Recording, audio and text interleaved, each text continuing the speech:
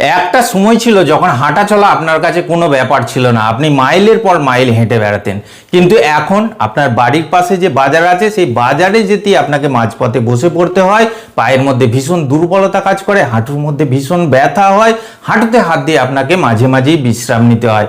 বাথরুমে স্নান করার পরে যখন আপনি উঠতে যান তখন হাঁটুর মধ্যে একটা কটকট করে আওয়াজ হয় এবং ব্যথা হয়, বা আপনি যখন সিঁড়ি ভেঙে উপরে ওঠেন তখন আপনার কোমরে ব্যথা হয়, ঘাড়ের দিকে টান ধরে, এমনকি পায়ের জয়েন্টের মধ্যে মনে হয় কাঠের মতো কিছু একটা ভেঙে যাচ্ছে।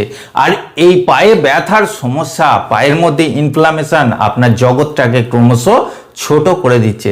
আপনি ভাবছেন হয়তো বয়স বাড়ছে, এটা বয়সের প্রভাব, কিন্তু এমনটা সবসময় হয় না। সমীক্ষা বলছে 30 থেকে 40 বছর বয়স্ক যে মানুষরা আছেন তাদেরও অনেক সময় খুঁড়িয়ে খুঁড়িয়ে চলতে হয়। আবার এমনও দেখা গেছে যে 70-75 বছর বয়সের মানুষও আনন্দে সবলে দৌড়ে বেড়াচ্ছেন। তাহলে এখানে বয়সটা শুধু সংখ্যা মাত্র, বয়সের কোনো ব্যাপার না, ব্যাপার আছে অন্য একটা জায়গায়। যখনই বয়স বাড়তে থাকে তখন আমাদের শরীরে হাড় এবং মাংসপেশি এবং হাড়ের যে জয়েন্ট আছে সেই জায়গায় কিছু গুরুত্বপূর্ণ ভিটামিন মিনারেল আছে যেগুলো কমে যেতে থাকে।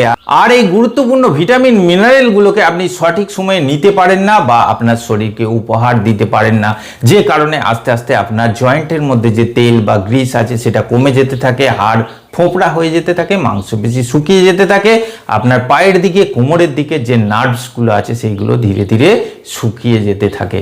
আজকে এই ভিডিওর মধ্যে আপনাদের বলবো যে শুধু বয়স একটা সংখ্যা মাত্র, 60 বছর বয়সের পরেও কিন্তু পায়ের দুর্বলতাকে সম্পূর্ণভাবে দূর করা যায়।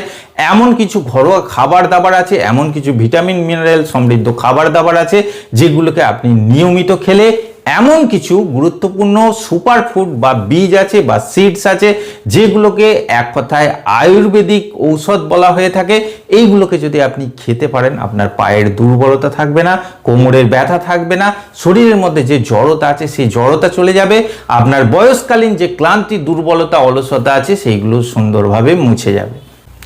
আপনার বয়স যখন বাড়তে থাকে, আপনি যখন পায়ের ব্যথায় কাবু হয়ে যান, হাঁটা চলা করতে পারেন না, এখানে ওখানে যেতে পারেন না, এই ব্যথা বা এই ইনফ্লামেশন, এই হাঁটুর ফোলাভাব বা পায়ের মধ্যে ঝিনঝিন অবশ অনুভূতি, পিঁপড়ে চড়ার মতো ব্যথা, কাঁটা ফুটে যাওয়ার মতো ব্যথা বা বৈদ্যুতিক শক লেগে যাওয়ার মতো ব্যথা, এই সিগন্যালগুলো আপনাকে ওয়ার্নিং দেয় যে আপনার শরীরে কিছু অভাব হচ্ছে, যে অভাবগুলো আপনাকে পূরণ করতে হবে, তবে এই সমস্যা থেকে আপনি মুক্তি পাবেন। এখন আপনাদের বলবো যে কোন কোন মিনারেল বা ভিটামিনগুলোর অভাব হয়ে থাকে।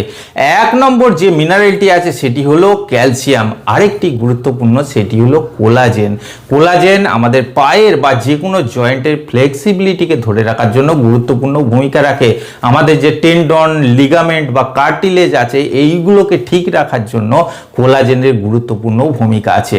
আরেকটি ব্যাপার হলো জয়েন্টের মধ্যে একটি গ্রিস বা তেল থাকে যেটাকে ডাক্তারি পরিভাষায় সাইনোভিয়াল ফ্লুইড বলা হয়ে থাকে।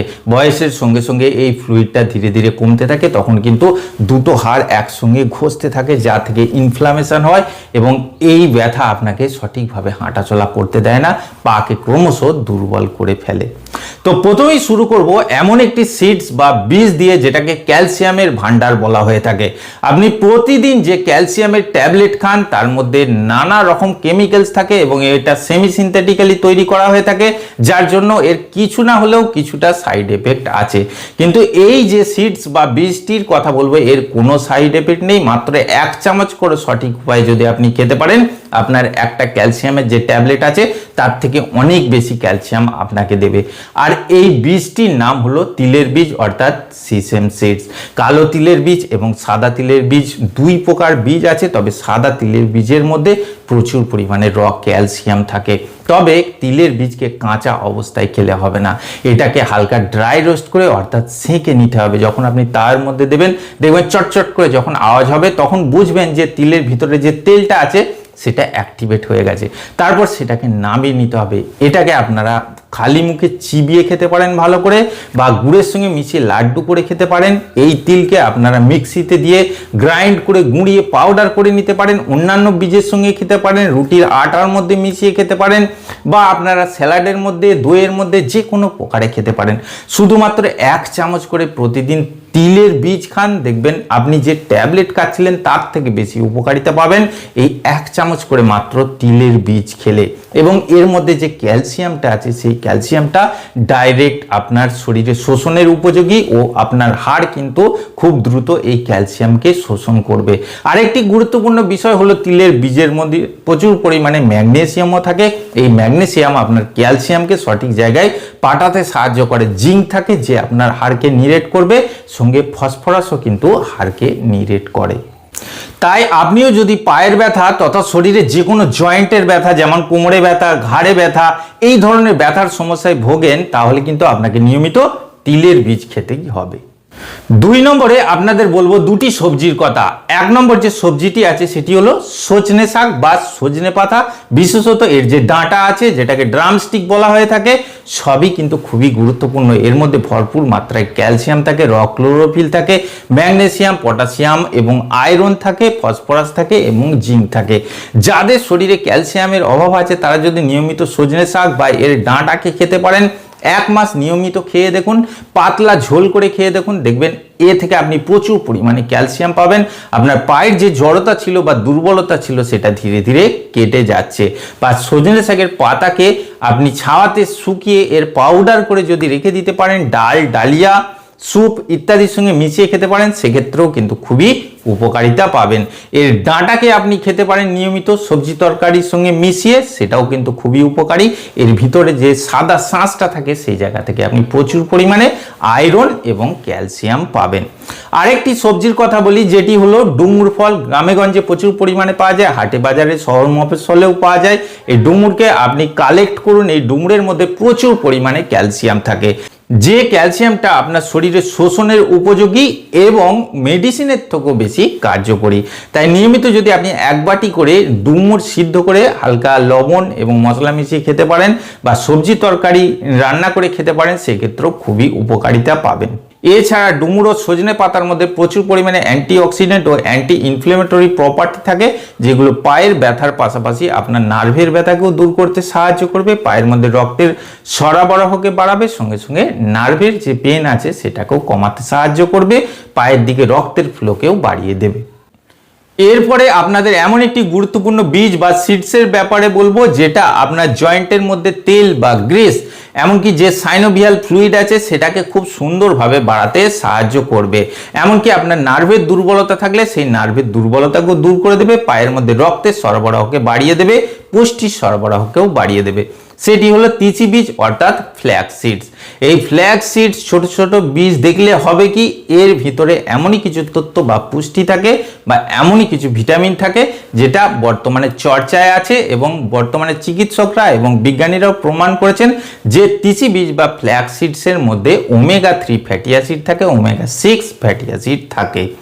ওমেগা 3 ফ্যাটি অ্যাসিড করে কি, আপনার জয়েন্টের মধ্যে যে গ্রিস থাকে সেটাকে বাড়াতে সাহায্য করে, অর্থাৎ সাইনোভিয়াল ফ্লুইডকে রিপেয়ার করতে সাহায্য করে, কার্টিলেজ, লিগামেন্ট এবং টেন্ডনদের স্ট্রেংথেন করতে সাহায্য করে। এছাড়া এই ওমেগা 3 কিন্তু আপনার ব্রেনের স্বাস্থ্যকেও উন্নত করতে সাহায্য করে, আপনার আইসাইটকে ইমপ্রুভ করে দেয়, কারণ আমাদের ব্রেনের মধ্যে 60% মতো চর্বি থাকে, যে চর্বিগুলোর মধ্যে বিভিন্ন রকম সেল থাকে, যে সেলগুলো সিগন্যাল লেনদেন করে। এদের মধ্যে দুর্বলতা এলে বিভিন্ন রকম মস্তিষ্কের রোগ হয়ে থাকে এবং চোখের দৃষ্টিশক্তিরও সমস্যা হয়। এই সব সমস্যার ক্ষেত্রেও কিন্তু এই ফ্ল্যাক্স সিডস বা তিসি বীজ খুবই গুরুত্বপূর্ণ। তবে তিসি বীজ যদি আপনি গোটা খান সেক্ষেত্রে কিন্তু কোনো কাজ হবে না, এটা পেটে যাওয়ার পর অটোমেটিক্যালি গোটা অবস্থাতেই বেরিয়ে যাবে। এটাকেও আপনাকে তাওয়াতে ড্রাই রোস্ট করতে হবে, ঠিক যখন গরম হয়ে যাবে কিছুটা নামিয়ে এটাকে মিক্সিতে গুঁড়িয়ে পাউডার করে নিতে হবে। এক্ষেত্রে আপনাদের বলে রাখবো, যাদের পায়ের ব্যথার সমস্যা আছে, জয়েন্টের ব্যথা, কটকট আওয়াজ, ঘাড়ে ব্যথা, কোমরে ব্যথা, তারা তিলের বীজ এবং তিসির বীজ সমপরিমাণ নিয়ে হালকা ড্রাই রোস্ট করে গুঁড়িয়ে একটা কাচের এয়ারটাইট পাত্রের মধ্যে রেখে দিন এবং প্রতিদিন 1 থেকে 1.5 চামচ করে নিয়ে দুধের সঙ্গে মিশিয়ে, দইয়ের সঙ্গে মিশিয়ে বা স্যালাডের মধ্যে দিয়েও আপনারা খেতে পারেন। এইভাবে নিয়মিত খান, দেখবেন আপনার পায়ের ব্যথা ধীরে ধীরে মুছে যাচ্ছে, শরীরের মধ্যে যে ব্যথা বা জড়তা আছে সেইগুলো ধীরে ধীরে ক্লিয়ার হয়ে যাচ্ছে, এমনকি আপনার আইসাইট ক্লিয়ার হবে, আপনার কনফিউশন থাকলে সেটা ক্লিয়ার হবে, হাত পা কাঁপা বা মাথা নড়া বা কাঁপার সমস্যা থাকলে সেটা চলে যাবে, চোখের সামনে ঝাপসা দেখা, এই সমস্যাগুলো ক্লিয়ার হয়ে যাবে। পায়ের ব্যথার ক্ষেত্রে তিসি বীজ বা ফ্ল্যাক্স সিডস 1 থেকে 1.5 চামচ হালকা গরম করে গুঁড়িয়ে পাউডার করে আপনারা এককভাবে বা আলাদাভাবেও খেতে পারেন। তবে অবশ্যই মাথায় রাখবেন, এটাকে গুঁড়িয়ে মিক্সিতে পাউডার করে তারপরেই খাবেন। চিবিয়ে খেলে সেভাবে কিন্তু উপকার পাওয়া যাবে না। এর মধ্যে যে ওমেগা 3 আছে সেটা আপনি সঠিকভাবে পাবেন না। এরপরে যে বীজটির কথা বলবো সেটি খুবই গুরুত্বপূর্ণ। এটি হলো পাম্পকিন সিডস অর্থাৎ কুমড়োর বীজ। এর মধ্যে ভরপুর মাত্রায় ক্যালসিয়াম, ম্যাগনেসিয়াম, ফসফরাস, জিঙ্ক এবং আয়রন থাকে। এছাড়া বিভিন্ন রকম ফ্ল্যাভোনয়েডস ও অ্যান্টিঅক্সিডেন্ট থাকে, যেগুলো আপনার পায়ের জন্য, মাংসপেশির জন্য, নার্ভের জন্য খুবই উপকারী।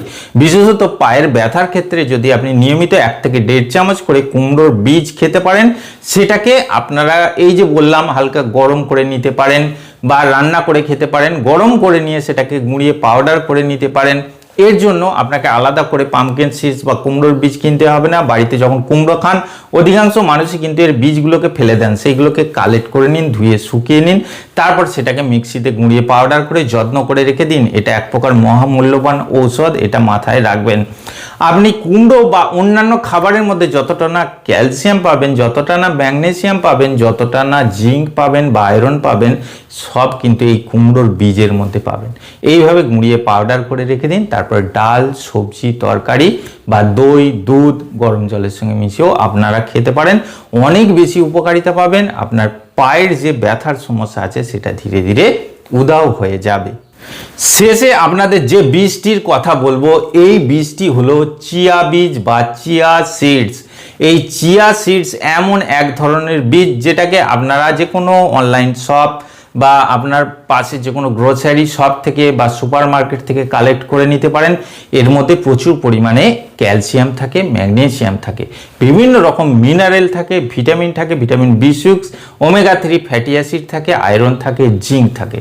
এই যে ভিটামিন মিনারেলগুলো আছে, এইগুলো আপনার পায়ের তথা গোটা শরীরের জন্যই খুবই উপকারী। বিষয় হলো, যখন চিয়া বীজকে আপনি ভেজাবেন, এটা জেল টাইপের একটা পদার্থ তৈরি করে দেবে, যেটা পেটের মধ্যে যাওয়ার পর ধীরে ধীরে ডাইজেস্ট হবে এবং আপনার শরীরে ধীরে ধীরে এনার্জি প্রোডাকশান করবে। এই ধীরে ধীরে এনার্জি যাওয়ার ফলে এটা আপনার মস্তিষ্কের স্বাস্থ্যোন্নতির জন্য খুবই গুরুত্বপূর্ণ। এর মধ্যে যে ক্যালসিয়াম থাকে সেটা আপনার জয়েন্টের জন্য বা হাড়ের জন্য খুবই উপকারী। আপনার মাংসপেশির জন্য যেসব ভিটামিন মিনারেল দরকার সেগুলো সব কিন্তু আপনি চিয়া বীজ থেকে পেয়ে যাবেন। প্রতিদিন 1 থেকে 1.5 চামচ রাতে জলের মধ্যে ভিজিয়ে দিন। সকালে সেটা দুধ, দই, ছাঁচ অর্থাৎ ঘোল বা আপনি স্যালাডের সঙ্গে মিশিয়ে খেতে পারেন, স্মুদির সঙ্গে মিশিয়ে খেতে পারেন, এইভাবে নিয়মিত খেতে পারেন।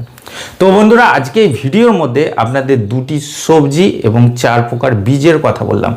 এইগুলোকে আপনি অল্টারনেটিভলি খেতে থাকুন। যদি আপনার বয়স 50 বছরের উপরে চলে যায়, আপনি যে ক্যালসিয়ামের মেডিসিন খাচ্ছেন বা ব্যথার যে মেডিসিন খাচ্ছেন, এগুলোর পার্শ্ব প্রতিক্রিয়া আছে। দীর্ঘদিন ব্যথার ওষুধ খেলে আপনার লিভার ড্যামেজ হয়ে যেতে পারে বা হার্ট দুর্বল হয়ে যেতে পারে, কিডনি খারাপ হয়ে যেতে পারে। কিন্তু ঘরোয়াভাবে এই যে বীজ বা সবজি ফলগুলোর কথা বললাম, এইগুলো কিন্তু ক্যালসিয়ামের ভান্ডার এবং মিনারেলের সমৃদ্ধ, যেগুলো আপনার পায়ের ব্যথার পাশাপাশি আপনার ক্যালসিয়ামের অভাবকে সুন্দরভাবে পূরণ করে দেবে। আশা করছি আজকের ভিডিওটি আপনাদের ভালো লেগেছে। যদি ভালো লাগে অবশ্যই একটি লাইক করবেন, আর এই ধরনের আরও ভিডিও পাওয়ার জন্য আমার চ্যানেলটিকে সাবস্ক্রাইব করে পাশে বেল বাটনটি টিপে অল অপশানটি ক্লিক করে দেবেন। দেখা হচ্ছে পরের ভিডিওতে। ভালো থাকবেন, ধন্যবাদ।